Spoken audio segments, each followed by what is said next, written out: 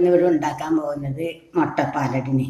അതിന് വേണ്ടിയിട്ട് 2 കപ്പ് മൈദ എടുത്തിട്ടുണ്ട്, 2 കോഴിമുട്ട അതിൽ കൊത്തി ഒഴിച്ചിട്ടുണ്ട്, കുറച്ച് ഉപ്പ് ഇട്ടിട്ടുണ്ട്, പാകത്തിന് വെള്ളം ഒഴിച്ചിട്ട് ദോശയുടെ പരുവത്തിൽ നമ്മളിങ്ങനെ കലക്കിയെടുത്തിട്ടുണ്ട്.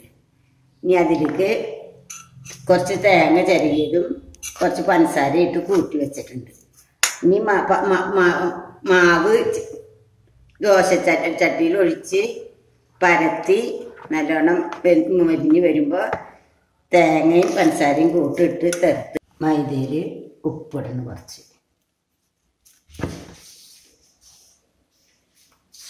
അത് കഴിഞ്ഞ് ഉപ്പിട്ട് കഴിഞ്ഞിട്ട് 2 മുട്ട കൊത്തി ഒഴിക്കണം.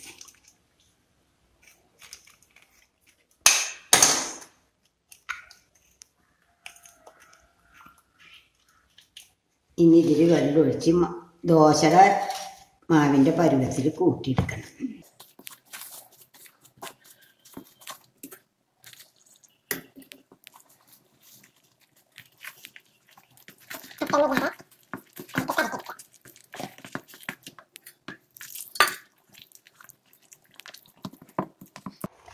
കട്ട നല്ലോണം ഉടഞ്ഞിട്ടില്ലെങ്കിൽ നമുക്ക് മിക്സിയിലിട്ട് 2 അടി അടിച്ചാൽ മതി.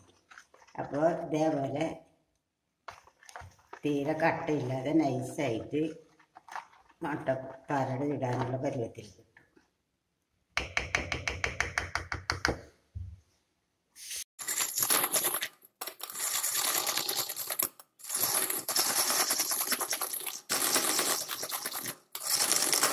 തേങ്ങ ചരകിയതിൽ കുറച്ച് പഞ്ചസാര ഇട്ടത് യോജിപ്പിക്കുക.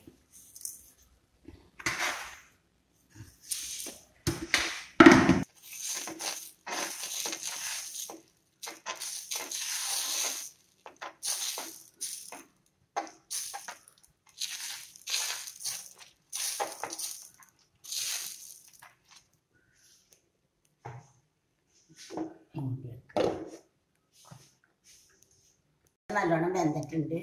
അതിൽ നമ്മൾ പഞ്ചസാരയും തേങ്ങയും കൂടി മിക്സ് ചെയ്തത് ഇങ്ങനെ പരത്തി വെക്കുക. എന്നിട്ടൊരു ഭാഗം ഇങ്ങനെ പതുക്കൊന്ന് മടക്കിയിട്ട് അതിലിങ്ങനെ ചുരുട്ടി